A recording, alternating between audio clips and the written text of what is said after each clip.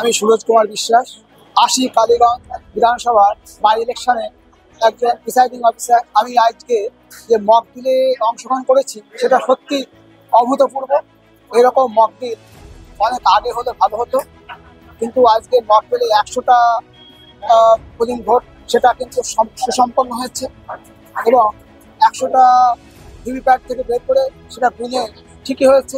নির্বাচন কমিশন যে নির্দেশ মতো যে কাজ সত্যি সুসম্পন্ন হয়েছে এবং নির্বাচন কমিশন যেভাবে ব্যবস্থা গ্রহণ করেছে সেটা আমি খুব সন্তুষ্ট।